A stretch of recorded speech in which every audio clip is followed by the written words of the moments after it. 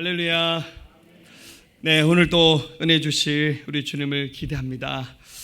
오늘 이 추수감사절 말씀을 나누면서요, 특별히 계속 강의 중인 베드로 전서 말씀을 중심으로 고난 속에서 순종하고 감사라, 이 제목으로 함께 은혜 나누기를 원합니다.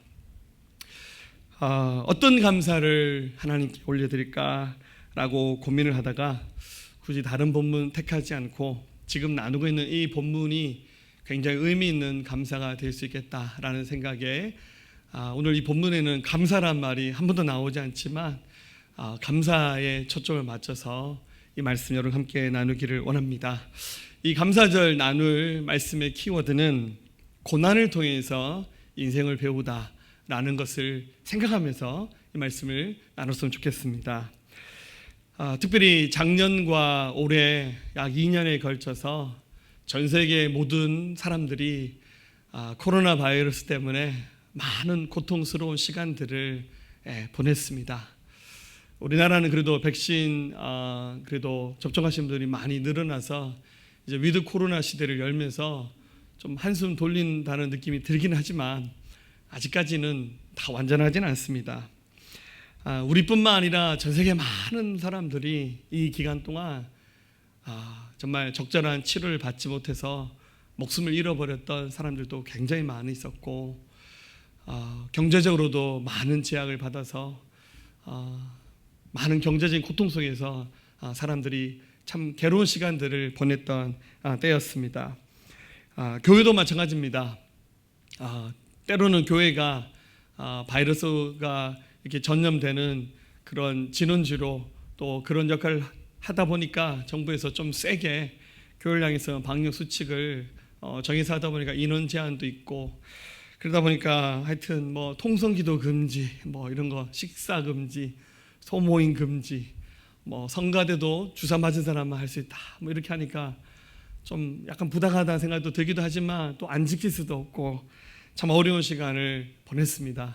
그러다 보니까 어쩔 수 없이 비대면 온라인 예배를 선택했고, 온라인 예배가 편안하고 좋은 점도 있지만 어쨌거나 여러분들 현장에서 얼굴을 맞대면서 은혜 받는 것만큼 그런 효과가 있지는 않죠.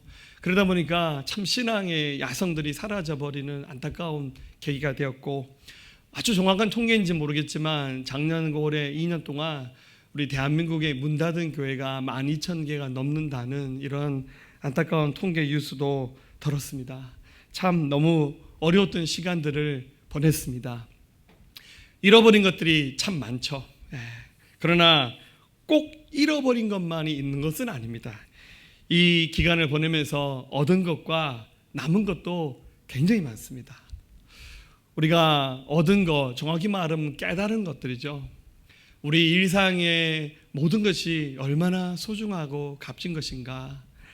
이렇게 마음껏 마스크 끼지 않고 찬송할 수 있고 기도할 수 있다는 것이 얼마나 큰 축복입니까? 여러분 마스크 끼고 통성기도 시키면 미치고 환장하겠죠?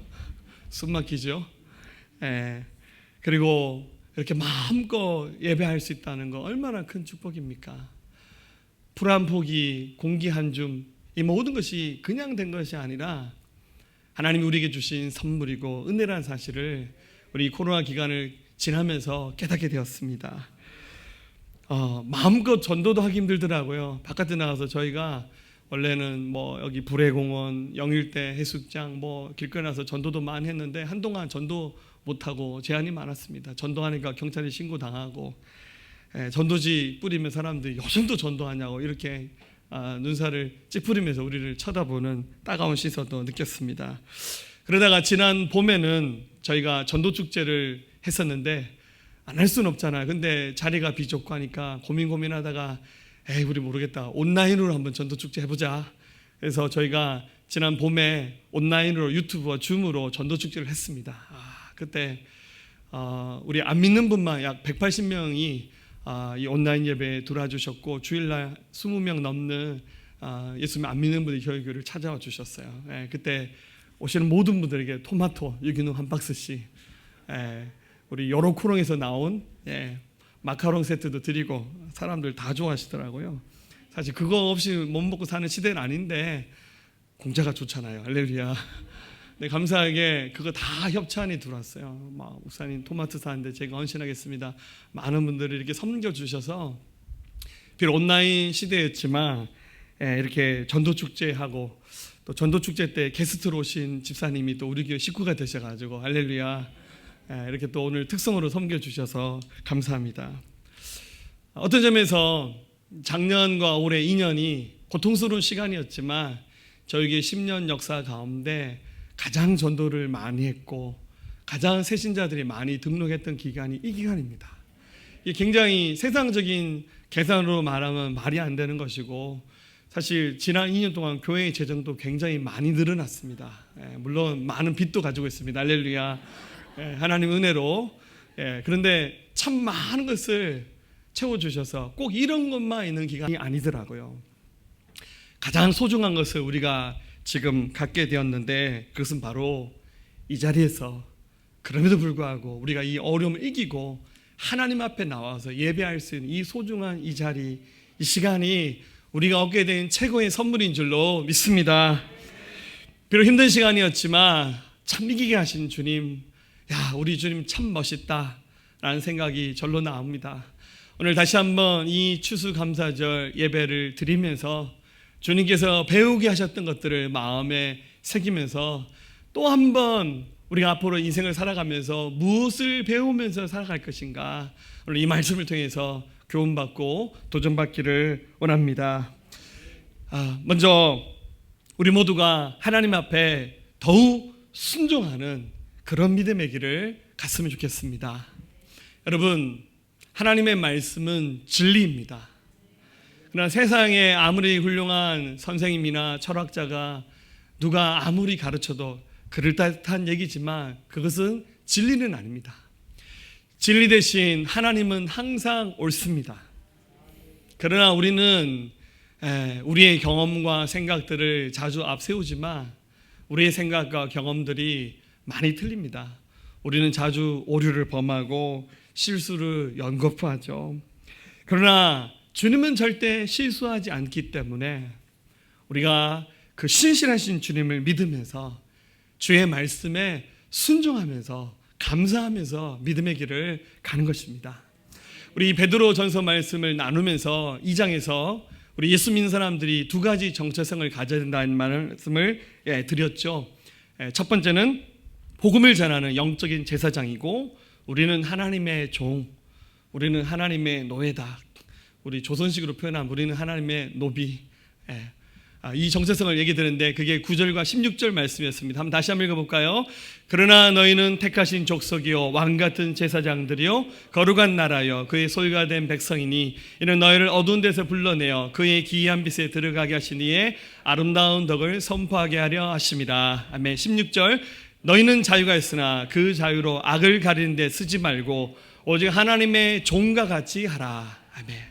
그러니까 우리의 정체성은 복음을 전하는 영적인 제사장, 그리고 하나님의 말씀을 순종하는 하나님의 종. 근데 이 종은 이 성경이 기록될 당시에 로마가 통치하던 시절 노예 제도가 있었습니다. 이 말씀을 기록했던 베드로는 그 노예들의 삶을 관찰하면서 우리가 하나님 앞에서 마치 노예처럼 종이 되어서 자유가 있지만 그 자유를 다 쓰지 말고 종이 되어서 살아야 된다라는 말씀을 하고 있어요.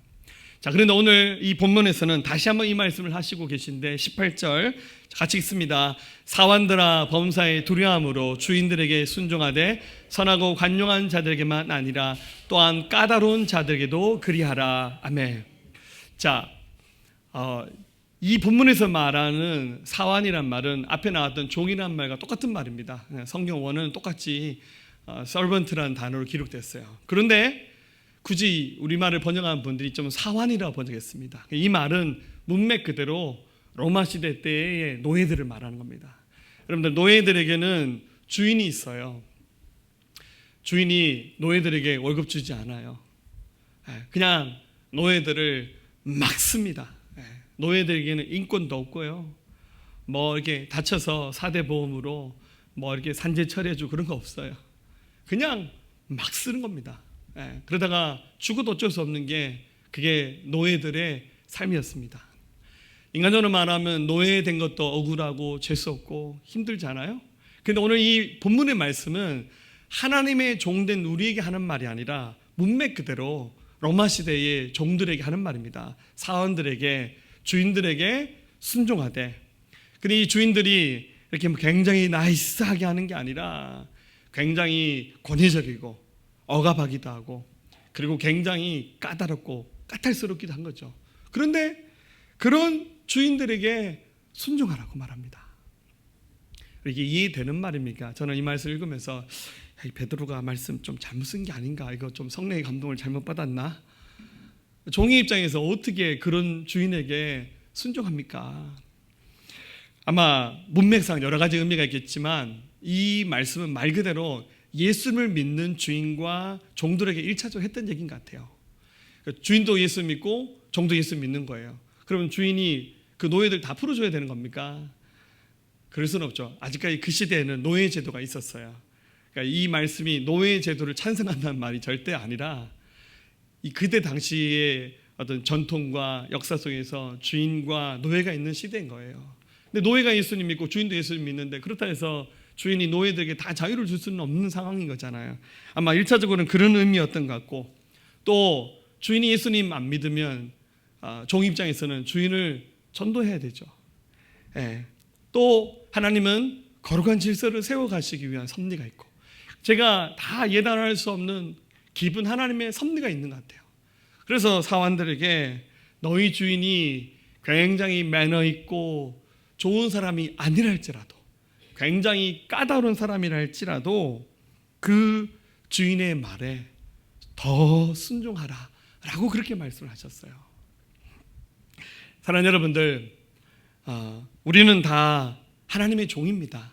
물론 이 성경에 나오는 것처럼 막 무슨 정말 노예 제도가 있어서의 노예가 아니라 하나님은 우리 아버지시고 우리는 그분의 자녀이기도 하지만 또 한편 우리는 주님의 종들입니다. 하나님의 말씀이 굉장히 부드럽고 편안하고 듣기만 해도 은혜가 되고 축복이 되는 말씀들 많죠. 그런 말씀 순종한 것은 아무것도 어렵지 않아요. 고민하지 않고 그냥 순종해도 돼요. 근데 때로는 주님이 우리에게 주시는 말씀들은 굉장히 까다롭고 그 말씀의 순종 자체가 어려운 건 아닙니다. 여러분, 하나님이 항상 인간들에게 할 수 없는 걸 순종하라 말씀하지는 않아요. 다 할 수 있는 것을 말씀하세요. 다만 내 처지에서, 내 입장에서, 내 감정에서 생각해 보니까 너무 불편하고 나 이렇게 살기에는 좀 뭔가 적절치 않다는 그런 우리의 이 생각과 감정들이 너무 많이 올라오는 거죠. 여러분, 하나님이 항상 옳습니다. 우리가 하나님의 섭리, 하나님의 계획을 어찌 다 이해할 수 있겠습니까? 다만 우리는 까다로운 하나님의 말씀이라 할지라도 어떤 권위자에게라도 순종하는 것을 통해서 하나님의 뜻을 함께 이루어가는 거예요. 지나가 보니까 참 그것을 통해서 많이 배우고 경험하게 되는 거더라고요. 저도 전도사 시절 때 제가 수원에 있는 어느 교회에서 사역을 했는데 그때 이제 결혼하기 딱 직전이었습니다. 추운 겨울 혼자 살았습니다. 그때 제일 좋은 건 누가 밥 사준다 하면 제일 좋더라고요. 제가 그 학교 졸업하고 첫 풀타임 사역을 하는 그 해 얼마나 추웠든지 영하 한 20도까지 내려가는데 아침 일어나니까 시동키가 차가 안 켜지더라고요. 우리나라 경유가 영하 15도인가에서 얼게 만드는데 이게 아침에 시동이 안 켜지더라고요. 근데 우리 그 담임 목사님 지금도 너무 사랑합니다. 목사님의 스타일이 뭐냐면 갑자기 뭘 많이 시켜요. 제일 당황스러운 게 뭐냐면 예배 시작하기 10분 전에 와서 김전사 오늘 김전사가 설교해. 예? 그게 뭐 이렇게 간단한 예배가 아니라 이렇게 수요 예배 무슨 기도회를 하는데 예배하기 한 10분 전에 와서 나보고 설교하라고. 이렇게 교회가 좀 어렵다 보니까 제가 차량을 해서 사람 태워오고 앞에서 30분 찬양 인도하고 설교 30분 하고 기도 인도하고 끝나고 태워주고 혼자 와서 북치고 장구치고 다 했죠. 진짜 그렇게 금요 철야하고 집에 오면 새벽 2시 3시였어요. 그래도 그 다음 아침에 토요일 아침 9시까지 출근해요. 뭐 철야해도 9시까지 출근했더라고요. 아무튼 다 지나가고 보니까 그것을 통해서 참 많이 배웠어요. 예, 하나님의 섭리를 그 순간에는 다 이해하지 못하지만 지나가 보니까 참 그게 참 혹독한 훈련이 되었고, 그래서 설교자는 늘 설교 준비한다는 게 이런 거구나. 그래서 늘 그냥 설교 준비를 미리 해놔요. 갑자기 시킬 줄 모르니까. 알고 봤더니 그 목사님의 스승이 그 유명한 김장한 목사님이신데 배우신 그대로 저한테 해서 제가 그대로 배웠습니다. 저는 그렇게 하지 않습니다. 할렐루야. 저는 갑자기 설교 안 시킵니다. 걱정하지 마세요. 두 번째입니다. 우리가 살면서 부당하게 고난을 받는 순간도 있습니다. 그 순간에도 감사하는 겁니다. 인간관계가 분명하게 두들겨 맞으면 내가 잘못했으니까 그런가 보다 그럴 수 있지만, 살다 보면 이유도 알지 못하고 그렇게 두들겨 맞는다는 느낌이 드는 순간도 있습니다. 우리 예수님 사람들은 그 순간에도 우리 주님을 생각하면서 감사하면서 참는 방법을 배워야 됩니다. 19절에 부당하게 고난을 받아도 하나님을 생각함으로 슬픔을 참으면 이는 아름답다는 겁니다. 정말 살다 보면 억울하다, 이럴 수가 있나 라는 생각이 들 때가 있죠. 그러나 그 순간에도 우리 믿음의 사람들은 우리 주님을 생각하는 거예요. 하나님의 결정과 주님의 이끄심을 믿는 겁니다. 여러분, 욥이라는 사람이 고난당한 얘기 너무 잘 알잖아요. 욥이 특별히 매맞을 만한 삶을 산 그런 인생은 아니었어요. 어느 날 갑자기 고난이 막 찾아오는데 10자녀가 갑자기 사고로 다 죽어버렸어요.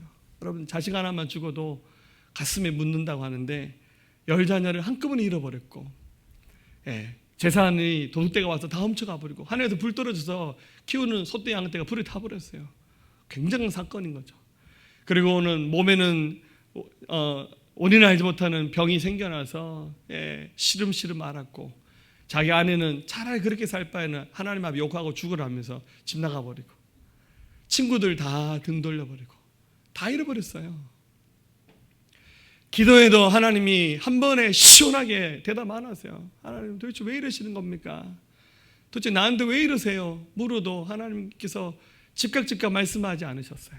긴 어둠의 터널을 통과하면서 욥이 이렇게 기도를 올려드리죠. 욥기 1장 21절에 이르되 내가 모태에서 알몸으로 나와싸운즉 또 알몸이 그리로 돌아갈지라 주신 이도 여호와시오 거두신 이도 여호와시오니 여호와 이름이 찬송을 받을지니라 하고, 어차피 이거 다 하나님 거잖아요. 하나님 주셨다가 가져갈 때 좀 속상하지만 원래 뭐 내 게 아닌데 뭐 주인이 대로 가져가셨잖아요. 가져가실 때 뭔 뜻이 있겠지, 주님의 섭리가 있겠지, 계획하신 바가 있겠지 하고 하나님을 향한 신뢰하는 그 믿음의 태도를 잃어버리지 않았습니다. 사랑하는 여러분, 살면서 정말 이건 아니다 라는 그런 느낌이 드는 고난 당하는 순간, 뭐 지금도 있었겠고 앞으로도 그런 일이 없다고는 말 못할 것 같아요. 그 순간에도 감사하시는 믿음 갖기를 주 이름으로 축원합니다. 세 번째, 좋은 일을 하고도 선을 행하고도 고난받는 순간도 있습니다. 그 순간에 더욱 감사하셔야 됩니다. 저도 잘 이해가 안 되는 대목입니다. 정말 주님 섬기고 최선을 다해서 믿음의 길을 갔는데도 불구하고 결과가 좋지 않고 큰 고난을 당하게 되는 순간들이 자주 있습니다. 그 순간에도 오늘 성경은 말합니다. 20절에 죄가 있어 매를 맞고 참으면 무슨 칭찬이 있으리요 그러나 선을 행함으로 고난을 받고 참으면 이는 하나님 앞에서 더 아름답다는 거예요. 그러니까 죄가 있어서 매 맞는 거는 그건 어쩔 수 없는 거죠. 그래서 회개하면 주님이 이렇게 회복시켜 주시잖아요. 근데 이거는 죄지어서 그런 것도 아니고 나는 최선을 다해서 선을 행하고 그 사람을 섬겨줬고 주의 이름으로 축복했지만 흔히 하는 말로 뒤통수 맞는 거죠. 그런 일이 있을 수 있습니다. 그럴 때도 어떡합니까? 우리 주님 생각하고 한 번 더 참고 인내하면서 더 많이 감사하는 것, 이게 바로 성숙한 영적인 제사장, 하나님의 종의 삶입니다. 여러분, 들에 나가면 지천에 피어있는 들꽃 중에 민들레가 있습니다. 저는 이렇게 화려하고 아름다운 꽃도 좋지만 들판에 나가 있는 그런 구절초 같은 그런 거 있잖아요. 달맞이꽃 이런 거 얼마나 아름답습니까? 너무 흔하고 너무 많아서 더 아름다운지도 모르겠어요. 그런데 이 민들레 꽃이 굉장히 약효가 좋은데 그 동의보감에도 나오는데 먹으면 이렇게 체했을 때도 효과가 있고 목이 아픈 사람한테도 굉장히 좋고 위염을 다스리고 간을 보호하는 그런 기능도 있답니다. 또 예배 끝나고 다 또 민들레 꽃 따러 갈라. 근데 이 민들레 꽃 중에서 특별히 흰 민들레 꽃이 가장 약효가 좋대요. 왜냐하면 다른 민들레 꽃보다 이 흰 민들레 꽃은 겨울과 여름을 나면서 그 다음에 꽃을 피는 것이기 때문에 굉장히 약효가 좋대요. 굉장히 뿌리가 얇아요. 가지는 더 얇죠. 근데 이 민들레가 추운 겨울, 우리나라 겨울 추울 때 영하 한 20도도 내려가잖아요. 여름에 더울 때 30도, 40도까지 막 올라가잖아요. 그 추운 겨울과 여름을 이겨내면서 그래서 이 꽃씨 안에, 줄기 안에 여러 가지 그 사람의 몸에 이로운 그 영양분들을 이렇게 저축하는 것 같아요. 그래서 사실은 자연 속에 우리 몸을 치유하는 좋은 재료들이 다 있잖아요. 그래서 이 민들레 꽃잎만 잘 말려서 차로 마셔도 굉장히 사람에게 좋다고 합니다. 우리 인생에 빛날 수 있는 이유는 우리 삶에 있는 그 고난이 마냥 나쁜 것이 아니라 그 고난이 우리를 더 강하게 하기 때문입니다. 그래서 여러분 삶에 고난이 깊을수록 하나님 나 사랑하지 않는가 보다 이렇게 믿음 없이 생각하지 마시고 하나님께서 나를 참 사랑하시는가 보다, 하나님께서 우리 가정 참 사랑하시는가 보다, 하나님께서 우리 교회 너무너무 사랑하시는가 보다 이렇게 믿음으로 고백하시면서 여러분 선을 행하는 일들을 멈추지 않기를 주의 이름으로 축원합니다. 갈라디아서 6장 9절에 우리가 선을 행하되 낙심하지 말지니 포기하지 아니하면 때가 이르면 거두리라.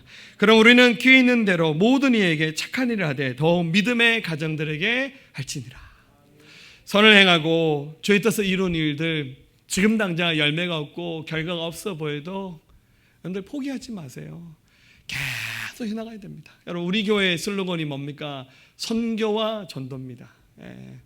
우리 교회는 선교사 파송 전문교회입니다. 할렐루야. 그때 우리 교회 학생들 중에서 학생 선교사 나가겠다고 애들이 많이 헌신하고 선교사 되겠다고 하는 사람들도 굉장히 많은데 다 나갈지는 모르겠습니다만은 사실 기도의 응답이 이루어지고 있는 거잖아요. 우리가 선교하겠습니다. 전도하겠습니다. 우리가 적어도 일주일에 2번 이상 우리 작년 어린이 전도팀에서 나가서 계속 전도해요. 물론 좀 드라마틱하게 전도지 받는 순간 막 닭똥같은 눈물 흘리면서 제가 교회 등록할게요.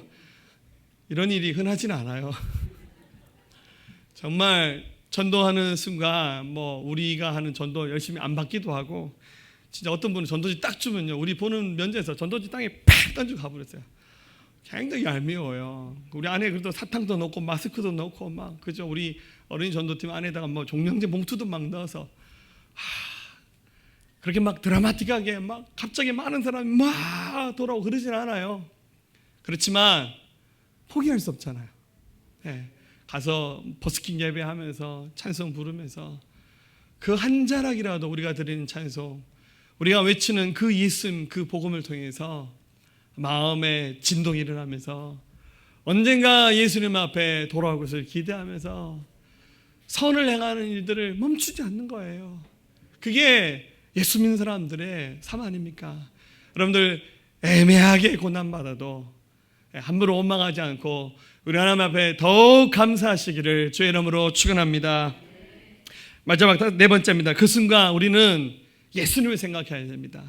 예수님이 고난 속에서도 감사하면서 주님의 길을 가시지 않았습니까? 21절 이를 위하여 너희가 부르심을 받았으니 그리스도 너희를 위하여 고난을 받으사 너에게 본을 끼쳐 그 자체를 따라오게 하려 하셨으니. 여러분 예수님이 고난 당하셨는데 예수님의 고난은 무시무시한 고난입니다. 십자가에서 죽음을 선택하신 고난을 받으셨어요. 우리처럼 뭐 죄져서 받는 그런 고난, 뭐 이런 고난이 아니라 이 땅에 있는 모든 인생들을 구원하시기 위해서 인류가 스스로 해결할 수 없는 모든 죄악의 짐을 하나님께서 예수님에게 대신 맡기셨어요. 예수님은 섬김을 받으러 오신 것이 아니라 섬기면서 오히려 도리어 당신의 몸을 깨트려서 모든 사람들에게 영원한 생명 주시기 위한 희생의 제물이 되기 위해서 이 땅에 오셨습니다. 근데 여러분들 그 과정, 예수님은 하나님이셨지만 예수님 몸 안에는 사람의 인성이 같이 어우러져 있잖아요. 예수님은 사람들이 느끼는 고통을 그대로 몸소 체험하셨어요. 십자가 지는 거 절대 쉽지 않으셨습니다. 씨름하고 고통스럽게 예수님의 뼈가 부셔지고 그 못자국에 예수님의 그 모든 몸이 부셔지면서 몸 안에 있는 예수님의 피가 다 쏟아지시면서도 그 고통을 참으시고 인내하셨습니다. 모든 인류에게 생명 주시기 위한 바로 하나님의 그 사랑 때문에 주님께서 이 길을 가신 겁니다. 미리 이사야가 이렇게 예언을 했습니다. 이사야 53장 4절 우리 같이 한번 읽어볼까요? 그는 실로 우리의 질고를 지고 우리의 슬픔을 당하였거늘 우리는 생각하기를 그는 징벌을 받아 하나님께 맞으며 고난을 당한다 하였노라. 그가 찔림은 우리의 허물 때문이요 그가 상함은 우리의 죄악 때문이라. 그가 징계를 받음으로 우리는 평화를 누리고 그가 채찍에 맞음으로 우리는 나음을 받았도다. 우리는 다 양 같아서 그를 행하여 각기 제 길로 가거늘 여호와께서는 우리 모두의 죄악을 그에게 담당시키셨도다. 아멘. 예수님이 당한 고난은 애매한 고난이 아니라 우리의 모든 죄를 대신 짊어지고 가신 그 고난입니다. 고난당한 순간 예수님은 죄를 짓지 않으셨어요. 여러분, 고난당한 순간에 짓는 죄는 입으로 불평하고 원망하면서 하는 죄입니다. 고난당한 순간 나에게 고난을 주는 분이 있잖아요. 전문적인 용어로 가해자, 나는 피해자. 근데 제가 용서에 대해서 한번 공부를 해보니까요, 완벽한 가해자, 피해자 없어요. 나는 가해자이자 피해자예요. 그분도 피해자이자 가해자인 거예요. 서로가 상처를 서로 주고받은 거예요. 그래서 그 고난당한 순간 상대방에서 욕하고 원망하고 저주할 필요가 없죠. 예수님이 그렇게 하지 않으셨어요. 22절 그는 죄를 범하지 아니하시고 그 입에 거짓도 없으시니 주님은 입으로 당신에게 고난을 안겨준 자들 향해서 원망하지 않으시고 오히려 그들을 품으셨어요. 그리고 그 고난을 안겨준 사람들을 억지로 이기려 하지 않으셨어요. 억지로 이기는 방법은 뭡니까? 힘으로 누르는 겁니다. 자신의 그 억울함을 대신 이제 쏟아내면서 힘으로 그 사람들을 이겨내는 거. 세상은 그런 논리잖아. 네 마음에 안 들면 법에다가 고소해라, 경찰에 신고하라고 그렇게 말합니다. 그럼 그것은 예수님의 정신이 아닙니다. 23절 욕을 당하시되 맞대어 욕하지 아니하시고 고난을 당하시되 위협하지 아니하시고 오직 공의로 심판을 하는 이에게 부탁하시며 차라리 그건 그냥 주님께 맡기는 거예요. 주님, 선악간의 분별은 주님이 하시고 행여 뭐 심판하시더라도 그건 주님이 하세요. 제가 하지 않습니다. 이게 예수 믿는 사람의 모습 아니겠습니까? 여러분, 우리 시대에 의인이 어디 있습니까? 우리 하나님 앞에 다 50보 100보 똑같은 죄인입니다. 하나님 앞에 의인은 자신의 죄를 고백하며 회개할 줄 아는 사람이, 그 사람이 진짜 의인인 거예요. 결국 예수님이 그 고난 앞에서 침묵하시고 참으시면서 십자가를 지시는 이들을 완성하셨습니다. 그 고난을 이긴 영광을 하나님께서 기억하시면서 예수님의 희생으로 말미암아 많은 사람들에게 생명의 길이 열렸습니다. 24절 말합니다. 친히 나무에 달려 그 몸으로 우리 죄를 담당하셨으니 이는 우리로 죄에 대하여 죽고 의에 대하여 살게 하려 하심이라. 그가 채찍에 맞음으로 너희는 나음을 얻었다고. 예수님이 죽으심으로 우리의 죄 문제를 다 해결하시고, 우리가 의인이 아닌데 주께서 우리를 의인으로 인정해 주시고 우리를 하나님 자녀 삼으셔서 우리 안에 생명을 주셨잖아요.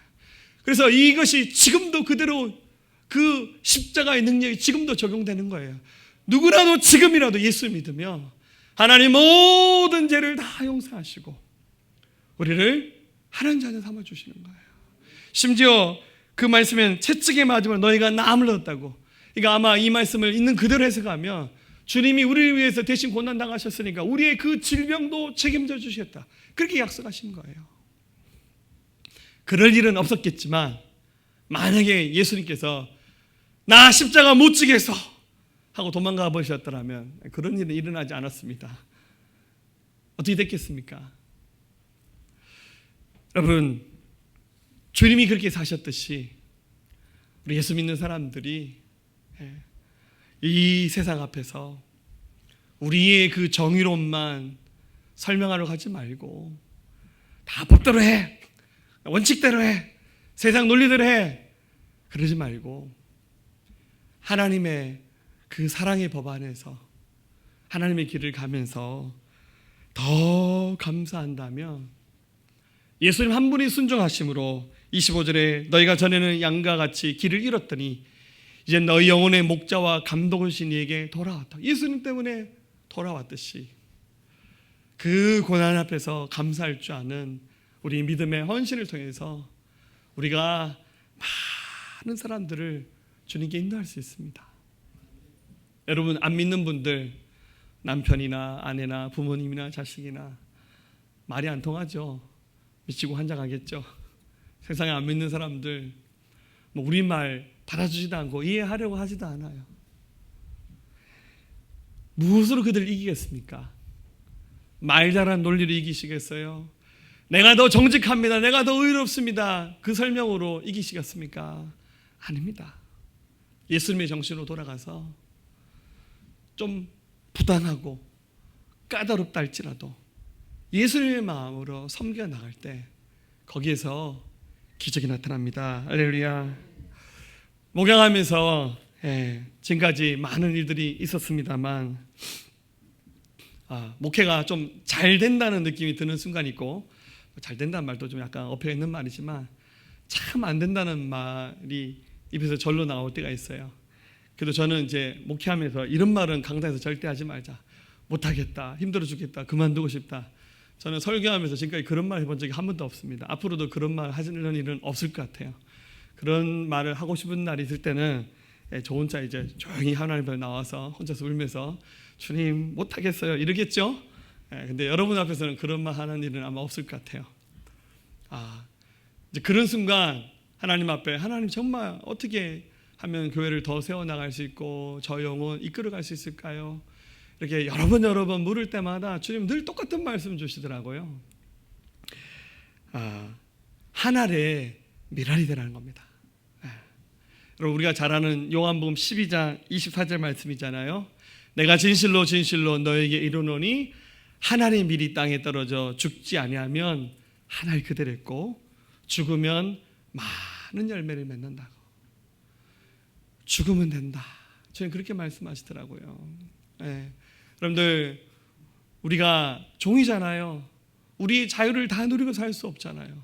우리 마음대로 살면서 어떻게 주님의 뜻을 이루어갑니까? 좀 손해보고 힘들고 어려워도 우리 예수 믿는 사람들이 이 세상을 섬겨나가고 영혼을 섬겨나가고 그래야 할 때 그 안에서 그 희생을 하나님께서 귀하게 보시면서 열매 맺게 만들어 주십니다. 할렐루야. 말씀 마치고 합니다. 지금까지도 우리가 고난을 통과하면서 주님 배워왔잖아요. 앞으로도 더 순종하고 감사함으로 우리 주님을 배워나가기 원합니다. 특별히 여러분들, 우리 추수감사절을 맞으면서 보면 좀 감사를 잘하는 사람이 있고 좀 감사를 잘 못하는 사람이 있어요. 근데 감사를 잘하는 사람을 유심히 보면 큰 것 때문에 감사하는 건 아니에요. 사실은 굉장히 작은 것 때문에 감사하는 거예요. 누가 지나다가 커피 한 잔 줘도 너무 감사해요. 누가 물 한 잔 떠줘도 너무 감사해요. 누가 밥 한 끼 사줘도 얼마나 감사합니까? 근데 사실 로또 복권에 당첨된 사람들은 감사 안 해요. 자기 돈 쓰는데 관심이 더 많지. 사실 보면 이 감사는 참 좋은 습관이지만 엄밀히 말하면 감사는 살아계신 하나님에 대한 기대하는 믿음입니다. 믿음으로 때로 우리 삶에 시련과 어려움이 있지만 지나간 인생 가운데 얼마나 많이 도우셨어요. 하나님의 역사에 대해서 감사하시고 앞으로 다가올 우리 미래 시간 다 알지는 못해요. 우리 미래 시간을 다 아는 것이 유쾌하겠습니까? 다 아는 것이 결코 좋은 것만은 아닙니다. 그러나 주께서 우리 손 붙잡고 가시잖아요. 설령 잠시 휘청이고 어려울 수는 있겠지만 절대 주님 우리 손 놓지 않기 때문에 그 신실하신 주님 바라보면서 믿음으로 먼저 감사하면서 주님께 나가는 겁니다. 불평과 불신을 늘어놓는 삶의 잘못된 습관들, 편견들을 버리고 하나님을 찾지 않는 망령된 삶의 방식들을 버리면서 믿음으로 감사하면서 오늘 말씀처럼 순종과 감사가 주님의 능력의 통로라는 사실을 기억하고 예수님이 걸어가셨던 그 빛나는 희생과 헌신 기억하면서 우리도 주님의 길을 가는 이 시대에 깨어있는 하나님의 종으로 살아가는 그리스도인의 삶이 되어질 수 있기를 진실로 주님의 이름으로 축원합니다. 기도하겠습니다. 하나님 아버지 감사합니다. 이 시간 우리가 감사절을 맞으면서 지나간 시간 동안 감사하지 못했던 것들, 불평했던 것들, 원망했던 것들 하나님 우리가 회개하며 이 모든 것을 고백합니다. 신실하신 주님을 기대하지 못하고 믿지 못했던 우리의 어리석음이었습니다. 주여 용서하시고 다시 한번 거룩한 성령으로 덮으시고 새 믿음, 새 은혜 더하셔서 더 순종하고 더 감사하며 우리 예수님 바라보며 믿음으로 살아가는 하나님의 사람들 되게 도와주시옵소서. 풍성한 은혜로 채우실 주님을 기대합니다. 이 시간 주의 만찬을 나눌 때, 떡을 나누고 잔을 나눌 때 희생하신 그 주님의 몸과 피 흘려주신 그 사랑을 기억하며 이 시간 다시 한번 믿음으로 살기를 고백하며 결단하는 우리 모두가 되게 도와주옵소서. 감사합니다. 예수님의 귀하신 이름으로 함께 기도하였습니다. 아멘.